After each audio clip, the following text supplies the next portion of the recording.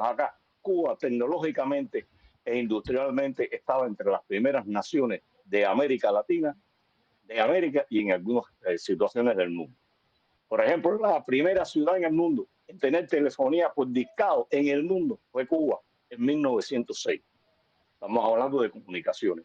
En el 22, Cuba fue la segunda nación del mundo en inaugurar una emisora de radio y la primera nación del mundo en radiar un concierto de música y en presentar un noticiero radial.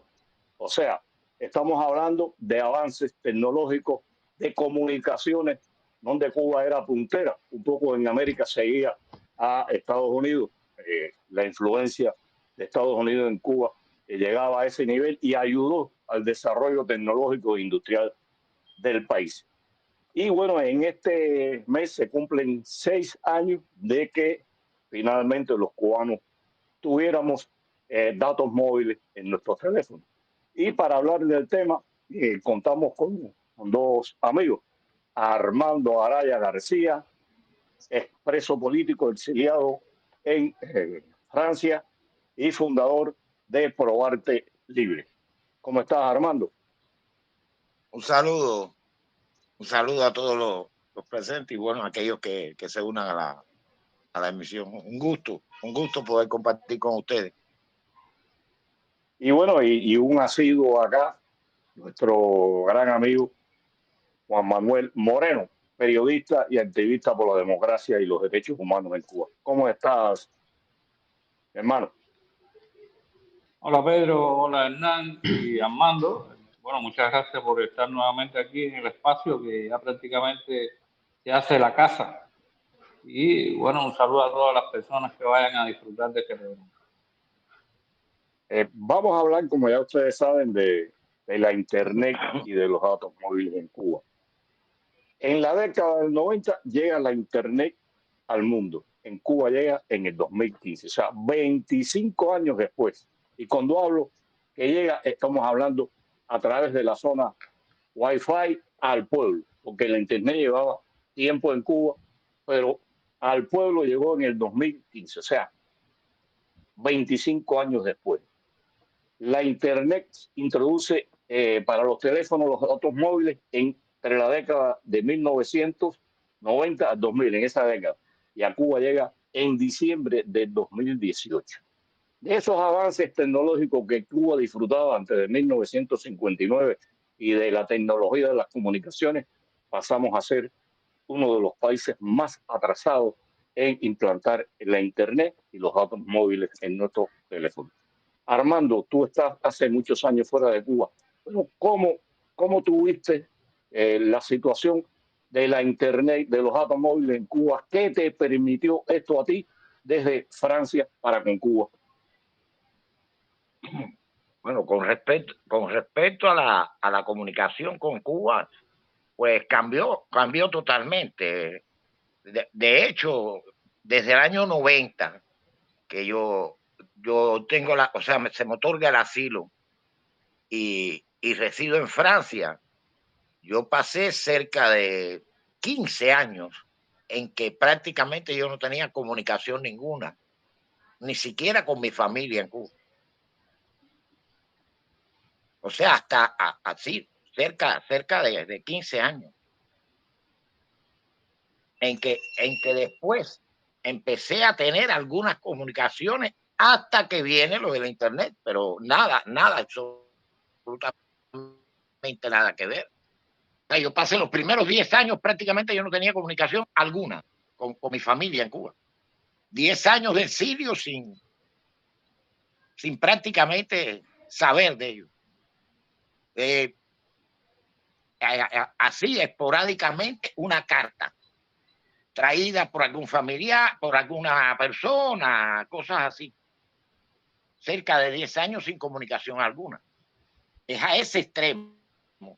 Y bueno, no para rectificar, sino para ahondar. Cuando hacías la presentación del programa, no habría muchísimo que agregar, pero entre otras cosas, por ejemplo, el segundo país en el mundo con televisión en color. El segundo. A meses apenas después de los Estados Unidos de América. El segundo país del mundo con televisión en color fue Cuba. Apenas a meses después de su estreno en Estados Unidos. Después el color desapareció de la televisión cubana hasta hace poco. Moreno, tú viviste todo ese proceso de cómo se fue introduciendo la internet en Cuba, la telefonía móvil, que el acceso, bueno, Cuba, una línea telefónica en Cuba llegó a costar $110. Increíble. ¿Cómo tú viste desde el inicio este proceso de la introducción del Internet y los datos móviles en el país? Después haremos otras preguntas, pero bueno, esto sería empezando. Bueno, esto fue de manera no gradual, sino muy dosificada, con toda la intención del mundo para poder mantener este control de comunicaciones directamente a la ciudadanía, al más puro estilo norcoreano. Como bien tú dices, una línea de teléfono celular llegó a costar $110 y tenías que sacarla a través de un residente extranjero en Cuba. El cubano no tenía ningún tipo de autorización a tener una línea de celular o de teléfono móvil, y tampoco era muy bien visto que tú tuvieras un celular de por sí. De tener un teléfono celular en la mano, ya tenías los ojos de muchas personas encima, y no faltó quien tuviera también problemas por esa situación, un jefe sector encarnado en ti y demás situaciones que se vivieron. Después, gradualmente, muy dosificadamente, como ya te había dicho, vino la comunicación y los parques. O sea, habilitaron determinados lugares en La Habana, sobre todo los parques, con antenas Wi-Fi para que las personas fueran a conectarse por Wi-Fi con los teléfonos que tuvieran Wi-Fi, que ya desde esa época no todo el mundo podía tener un teléfono con Wi-Fi, era una novedad para los cubanos, y pudieran navegar a través de las redes.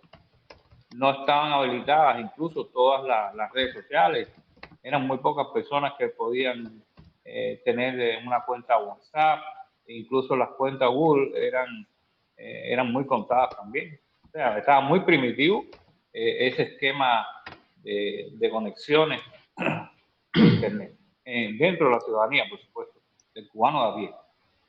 Las instituciones estatales sí tenían, sobre todo para los cuadros administrativos, cuadros dirigentes políticos, tenían habilitadas líneas de Internet directo a sus computadoras en sus oficinas, y eso sí, nunca faltaba, era una cuenta abierta, ni siquiera había un tiempo determinado.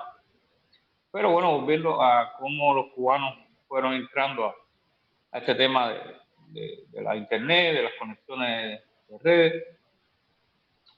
Después vino aquel monstruoso correo Nauta, que era para establecer las comunicaciones y las conexiones a través de una cuenta de correo Nauta que era monitoreada todo el tiempo por el monopolio de Texas, y les daba a ellos acceso total a todo lo que tú pudieras estar haciendo en las redes sociales o en Internet, ampliamente dicho. El significado que ellos tuvieron que asumir para ir abriendo gradualmente las conexiones y que la población tuviera acceso fue la necesidad mismo de ellos de la informatización de la sociedad cubana, como ellos tanto habían cacareado en ese discurso retórico, pero que era más bien para poder tener una mayor amplitud dentro de los usuarios que pudieran generar mayores beneficios al Estado, no a la población cubana. Y de esa manera entonces, vinieron los paquetes de Texas, que todos los meses, que te recargaran desde el exterior, que eso, por supuesto, significó para ellos un filón dorado. De hecho, lo es aún todavía. Manuel, Y no solo lo caro, que fue, bueno, vamos a tocar ese tema un poco, cuánto le cuesta a un cubano actualmente mantener la internet, cuánto le costaría tenerlo 24 horas, sino la mala calidad, la baja intensidad de la señal. Recuerdo que a veces subiendo videos en el medio del video, que se demoraba a veces hasta 2 horas, se caía la internet y tenías que empezar. Hernán. Gracias, Pedro. No, a ver, yo me sumo un poco a la reflexión de contar cómo lo vivimos, ¿no? Y cómo se vivió la transformación de la comunicación en general, como decía Armando, no solo, digo, yo lo vivo, puedo contar solo los últimos 20 años, ¿no? Pero antes mi comunicación con Cuba era a través de teléfono y había que a veces hablar con el vecino, que el vecino saliera a la calle, llamara con todos los riesgos que eso implicaba a alguien que uno estaba buscando, mandar cosas por fax. Luego el correo Nauta, que tenía 1000 problemas y que obviamente de seguridad desde ya, pero que bueno, era un aliciente, era una mejora. Los móviles cambiaron mucho, los móviles permitieron, por más que eran caros, permitieron una comunicación mucho más fluida, con los SMS al principio incluso y demás. Y pensaba quizás verlo desde el otro lado, ¿no? Porque, a ver, recién cuando hacía Pedro el recuento de las cosas en las que Cuba fue puntera o lo tardío que llegó también con Internet a Cuba, pensaba, hace 6 años existen los datos móviles y el Internet en Cuba, como estamos hablando, pero la primavera árabe, que fue ese momento revolucionario de las redes sociales como agente de cambio social bajo sistemas autoritarios, se produjo entre 2010 y 2012. Digo, hablamos de la primavera árabe mientras que se produce la caída de Al-Assad, ¿no? Pero es interesante que incluso con países que también eran autoritarios, Cuba tenía un retraso muy fuerte. Y en ese sentido, mi reflexión del momento, recuerdo que era siempre, lo que pasa es que Cuba, y ahí está el paralelismo con lo que decía Juan Manuel de Corea del Norte, Cuba es una dictadura retrógrada, o sea, es una dictadura que no busca el progreso, es una dictadura que, al contrario, busca el retroceso. A diferencia de otras dictaduras, al menos en ese momento, que buscaban el progreso tecnológico, no el progreso social, el progreso tecnológico, como China, por ejemplo, que era revolucionario en términos de comunicación.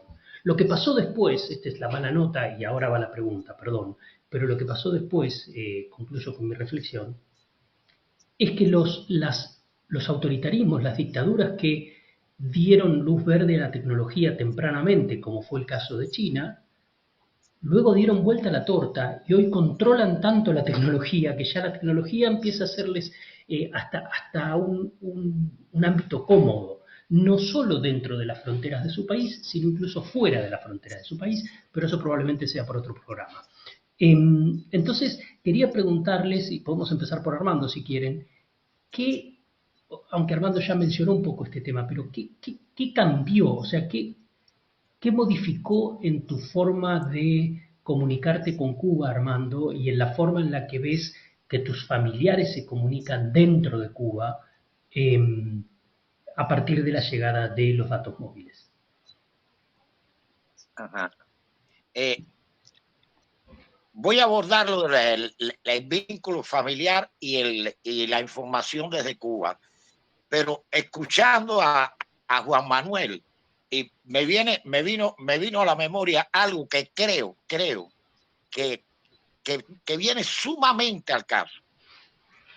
Hay un caso que es apenas conocido en la oposición cubana que se llamó el caso Zapata. No estoy hablando de Orlando Zapata Tamayo. Estoy hablando del caso Zapata, al cual estuve vinculado netamente y que tiene que ver mucho con este problema de la telefonía. Verán por qué. El caso Zapata se llamó así porque fue un caso preparado totalmente por la seguridad del Estado en que se reclutan por elementos de la seguridad del Estado que se hacen pasar por contrarrevolucionarios dentro del país y reclutan jóvenes que estaban tratando de hacer algo contra el castrismo y forman un grupo y desde Estados Unidos por agentes de la seguridad del Estado se reclutan jóvenes en Miami que hacen un desembarco en la Ciénaga de Zapata. Todo esto manipulado por el castrismo. Los que reclutan de la seguridad del Estado a los jóvenes en Cuba les dicen que el día que hay que ir a la Ciénaga de Zapata a recibir a estos agentes que vienen y que traen unas armas y no sé qué, le dicen que vayan sin armas ni nada porque si los paran por el camino o algo y tienen un arma, pues esto echaría a perder todo.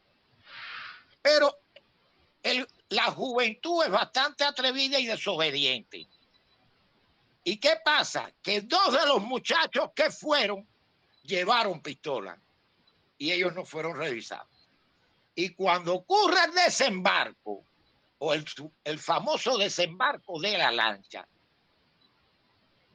que cae ahí un grupo de guardafronteras y qué sé yo, todo preparado para tomar los presos. El caso era que eran agentes contrarrevolucionarios infiltrados y contrarrevolucionarios en Cuba que estaban de acuerdo, todo orquestado por la seguridad del Estado.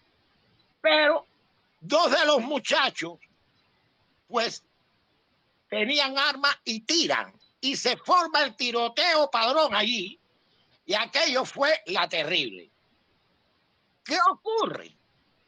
Que a estos muchachos, por supuesto, las tropas especiales que se lo controlaron enseguida, los toman, los meten en una jaula y los llevan al combinado de leche.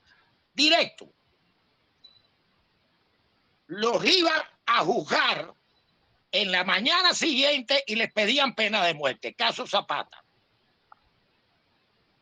Pero en aquel tiempo yo era un muchachón agregado al Comité Cubano Pro Derechos Humanos. Yo no tenía prácticamente nada que, ni era dirigente de aquello, ni nada por el estilo. Mi función era simplemente escribir las balitas para hacérselas llegar a los presos y recibir las balitas de los presos y hacerlas llevar como podía a los familiares en el exterior. Era eso, o sea. Y para ello había un joven recluta que después se hizo enfermero y que trabajaba en el hospitalito de combinado y que era el que me hacía entrar y salir las balitas. Las balitas le llamábamos a las cartas convertidas prácticamente en taquitos de papel, escritas por delante y por detrás en papel transparente, pero dejando líneas alternas para que se pudieran leer por las dos partes. Esas eran las comunicaciones.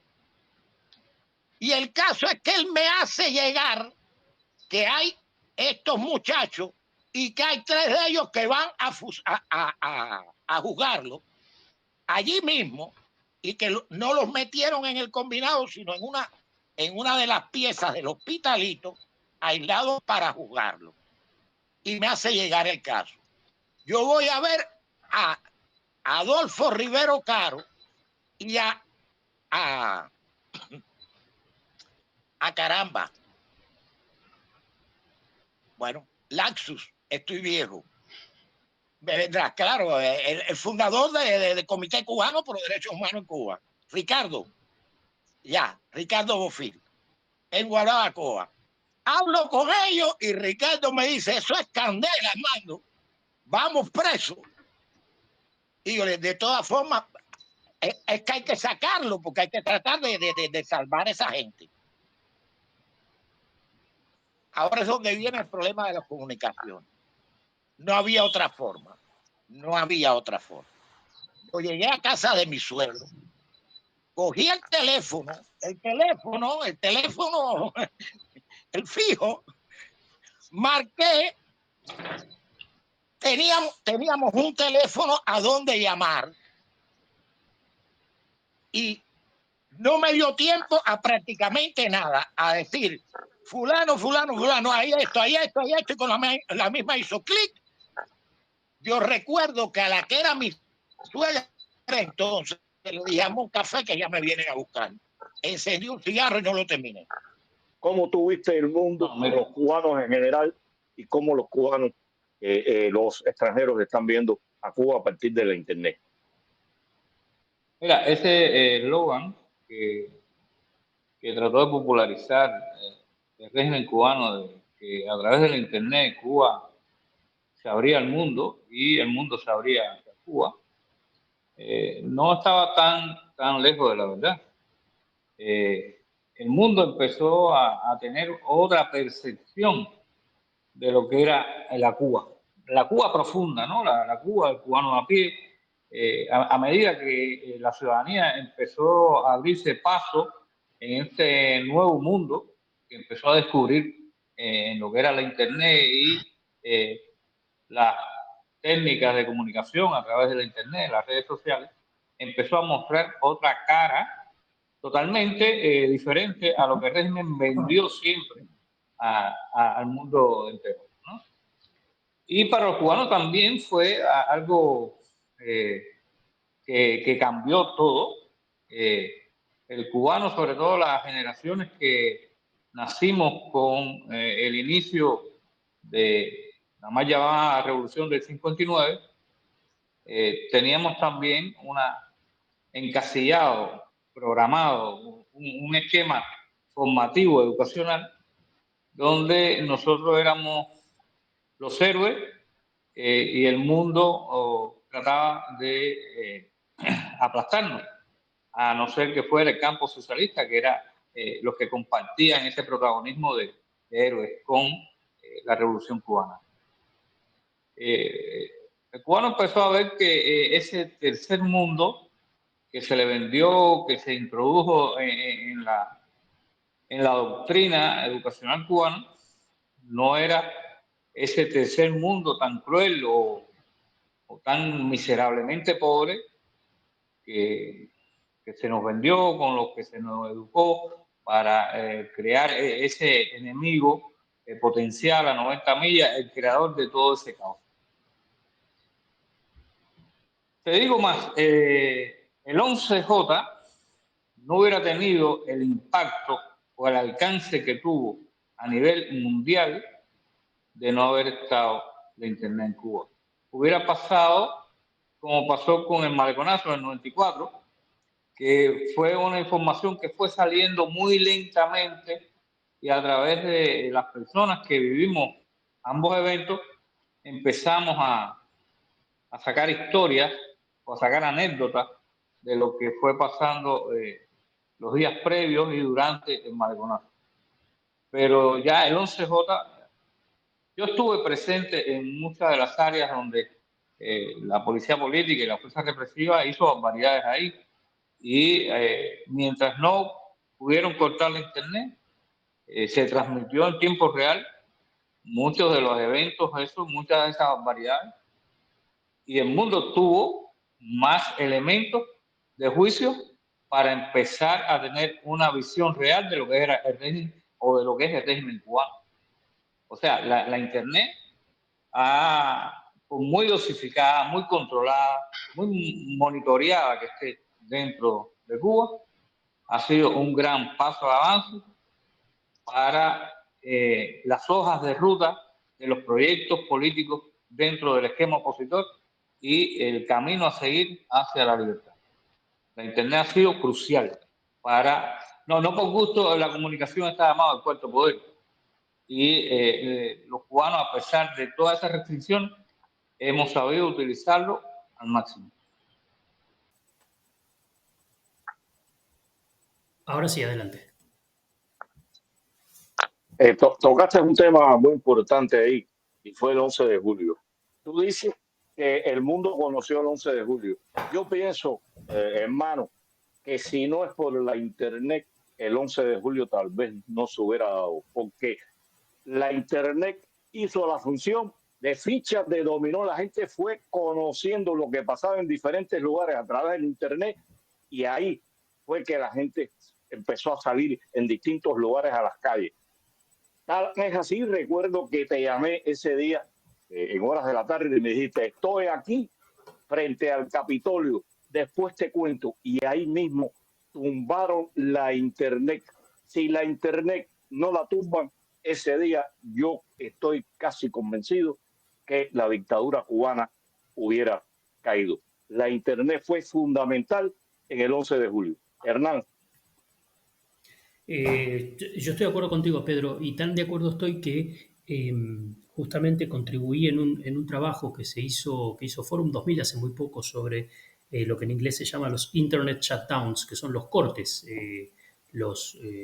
cortes totales de Internet o parciales de Internet que se producen y en los últimos años ha venido en aumento en todo el mundo, como una manera de precisamente controlar los movimientos de manifestación popular. Generalmente se hacen durante elecciones o cuando hay algún tipo de situación que puede generar disturbios. Sucedió por ejemplo, en Irán, con las diferentes revoluciones de los velos y demás que se han dado allí, en elecciones en África, bueno, los casos de Venezuela y Cuba que también se conocen, ¿no? Entonces, evidentemente los dictadores, los autoritarios saben del poder de Internet y por eso es que han, en muchos casos, tratado de retardarla todo lo posible y aún en aquellos donde, como tú decías en un momento, es muy limitada, muy cara, muy lenta, muy mala, eh, aún en esos casos a veces se ven obligados a hacer un corte total por no poder controlar lo que allí circula. Me gustaría preguntarles, quizás mirando hacia adelante, ¿qué es, quizás más para Juan Manuel, esto que está dentro de Cuba, ¿no? Pero, ¿qué es lo que creen que hoy en día le está faltando a Cuba o le está sobrando a Cuba en términos de comunicación? Sobrando lo digo irónicamente, ¿no? Pero digo, en términos de comunicación respecto de lo que saben que sucede en otros países. Así como recuerdo cuando hablaba con ustedes, previo a hace 6 años, digamos, cuando hablaba con ustedes en el, no sé, 2015, 2016, y me decían, bueno, si tuviéramos internet, esto cambiaría todo y demás. ¿Qué es eso que ahora ustedes creen que está faltando y que podría ser revolucionario? Si acaso hay algo, ¿no? Bueno, mira, te lo voy Bueno. a sintetizar en 2 palabras y después, si quieres, debatimos y abordamos, desarrollamos esas 2 ideas. ¿Qué está faltando para tener un mayor aprovechamiento de las comunicaciones de cara a democratizar el país, democratizar la sociedad cubana? Primero que todo, libertad de expresión, en términos de comunicación. ¿Y qué está sobrando? ¿Qué está además hace muchísimo tiempo? La censura. El estrangulamiento del potencial de los comunicadores, de los periodistas independientes, de los ciudadanos cubanos a la hora de expresar, de sentir, de enfocar las necesidades de proyectos comunitarios, proyectos independientes. Ahora mismo el régimen está lanzando una cruzada feroz y aniquilante contra las MIPYMES y el emprendimiento privado. Eso de tener una potencialidad mayor en cuanto a los recursos de Internet y comunicacionales, eso pudiera ser también un frente de lucha contra estas acciones que lleva el régimen contra el pueblo cubano. Armando, una pregunta tengo para ti, pero tú estás en Francia. Disculpe un segundo, porque la pregunta que él acaba de decir, me parece que hay algo, o despertó en mí una cosa que me surge a partir de la pregunta que él acaba de hacer, que es sumamente interesante. Y quizás que responda un poco este problema que vemos y casi que nos alamos los pelos y decimos, ¿por qué somos tan poco efectivos? O hemos sido tampoco efectivo. ¿Por qué ahora con estos medios no hemos sabido? Cuba durante más de 30 o 40 años prácticamente era un país ciego y sordo.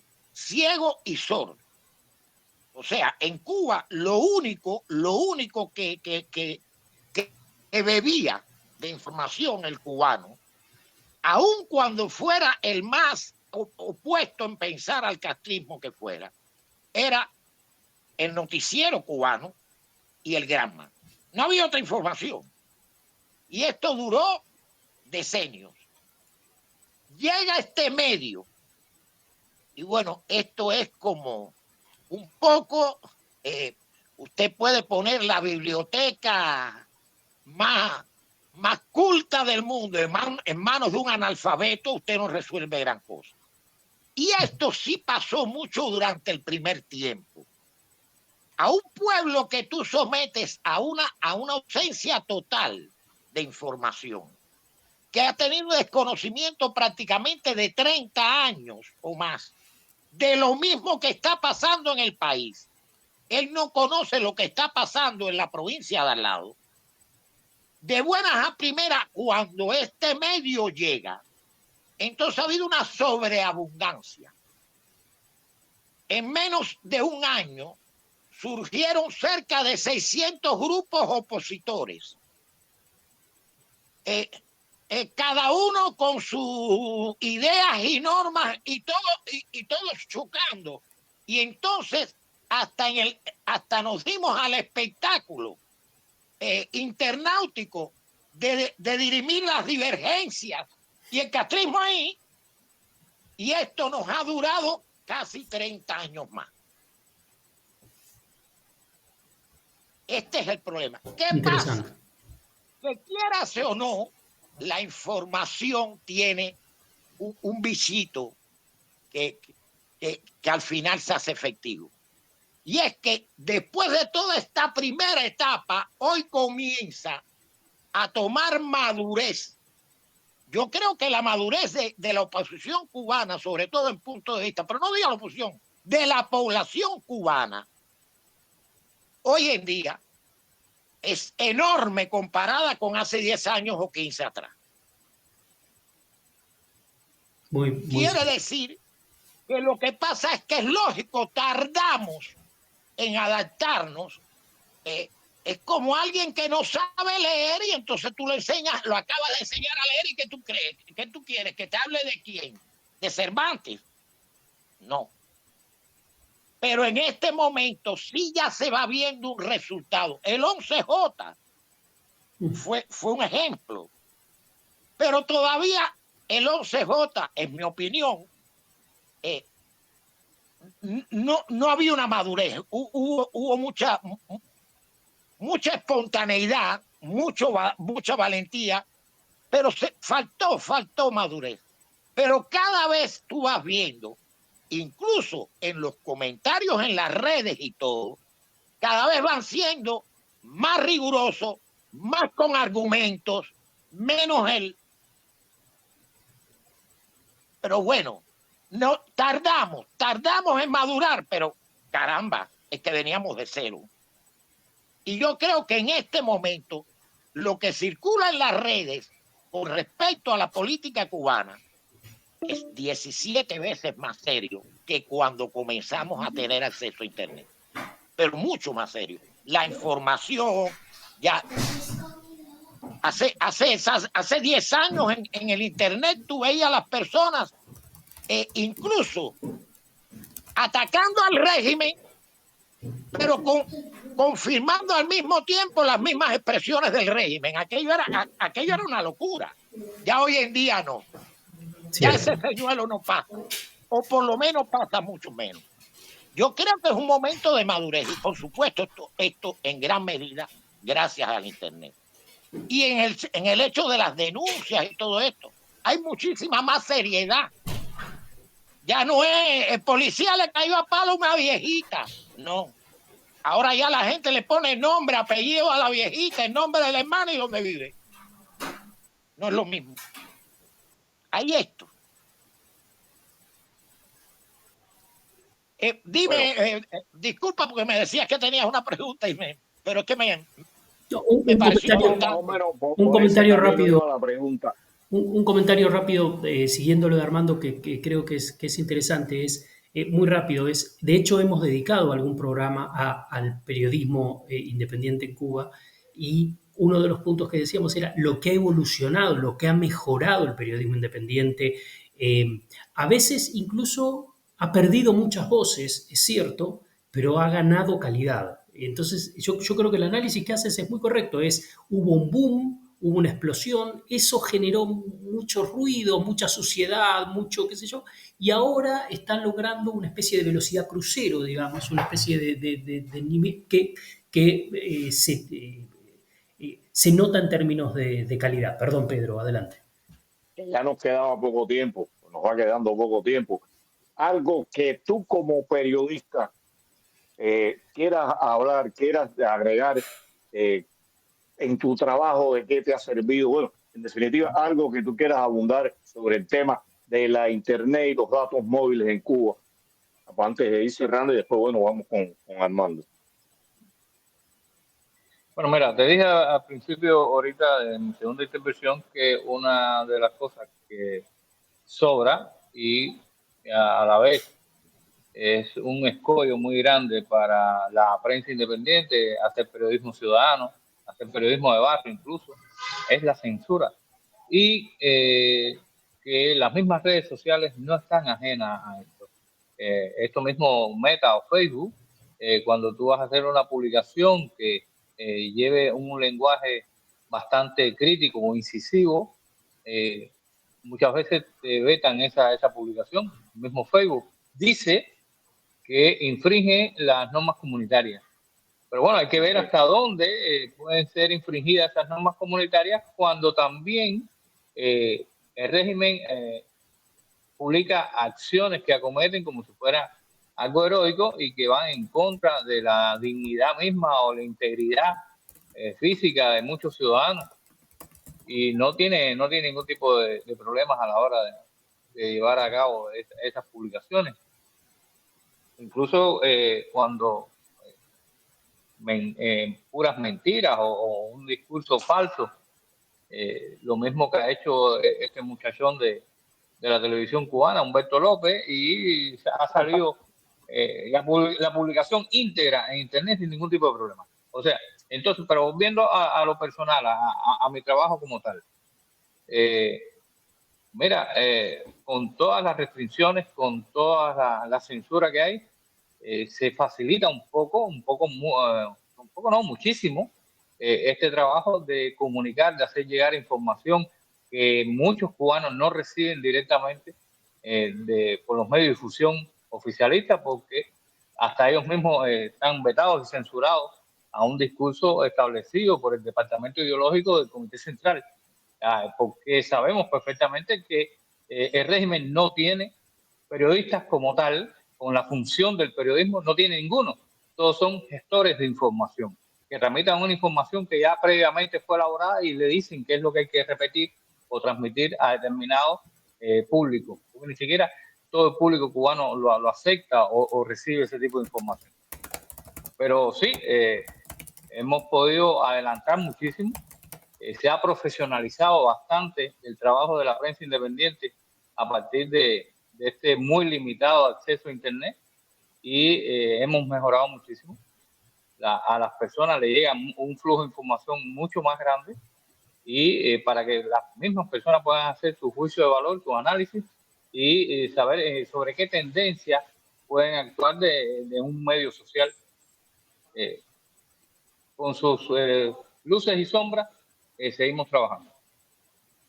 No, mira, tú con tu amanecer habanero has ido llevando el quehacer diario y los problemas que suceden en la capital, al igual que el ICLEC con los otros periódicos que tiene en provincia, y ese es el ejemplo, ¿no?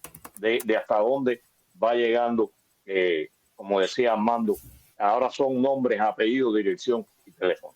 Armando. Pues es esto. O sea, yo creo que fue necesario un tiempo para que de una ausencia total de medios y de información, pues pudiera apropiarse el cubano de ello. Es esto. Pero en este momento me parece que hay un salto enorme, ¿cómo no? Que, por ejemplo, la historia de Cuba, yo creo que se ha vuelto a conocer por el cubano gracias a esta labor de Internet de muchísimos cubanos que constantemente tú ves hasta en el más anónimo, en sus perfiles y qué sé yo, que publica hechos ocurridos durante estos 65 años o hechos de la historia de Cuba, como por ejemplo hoy cuando tú hablabas al inicio de este programa de el hecho de la radio. Por ejemplo, fuimos también en la primera emisión de radio donde cantó una mujer que fue Rita Montaner, fue en Cuba. En que cantó una mujer, o sea, al aire en una emisión de radio. Y fue cuando se inauguró la primera radio en Cuba y que se inauguró precisamente cantando Rita Montaner en el programa inicial. O sea, estas cosas, pero cosas como esta de la que tú acabas al inicio del programa mencionar, y estas cosas que dan valor, y la historia es eso. Las dictaduras tratan de borrar la historia y tratan de borrar todo esto porque una nación no tiene nada que ver con un territorio.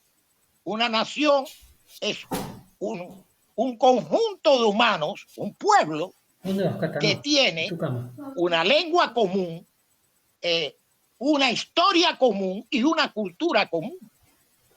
A veces confundimos nación con país y nada que ver. Ejemplo, la nación judía. Los judíos fueron errantes durante un tiempo enorme, pero siempre fue una nación, la nación judía. ¿Por qué? Por el arraigo de sus valores de historia, de historia común, de cultura. Y esto es lo primero que el castrismo, desde el 1 de enero del 59, trató de otar al cubano y lo logró. Lo logró. El cubano llegó a desconocer totalmente su historia. El cubano llegó a pensar que Martí era comunista. Esto es la locura. Un hombre que responde a su mejor amigo en la carta cuando lo trata de invitar a pegarse a la idea socialista, porque en el primer partido marxista que se funda en Cuba, estaba ese señor que fue el compañero de causa de Martí, fue el fundador del Partido Comunista, del primer Partido Comunista en Cuba.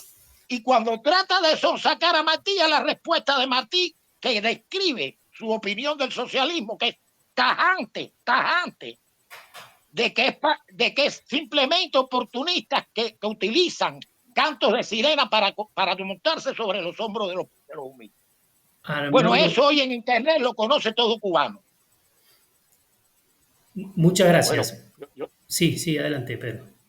Bueno, yo creo que ya no nos queda tiempo de solo darle las gracias a Armando y a Juan Manuel por acompañarnos durante este tiempo y hablar de un tema tan importante y que ha cambiado la cara de Cuba y del mundo ante Cuba a partir de la Internet. Hernán. Y sí, me sumo al agradecimiento a Juan Manuel, a Armando por habernos acompañado y como siempre dejo hecha la invitación para nuestra audiencia para el próximo sábado, 5:30 de la tarde, hora de Miami, por los canales de Cubanet, para seguir pensando Cuba.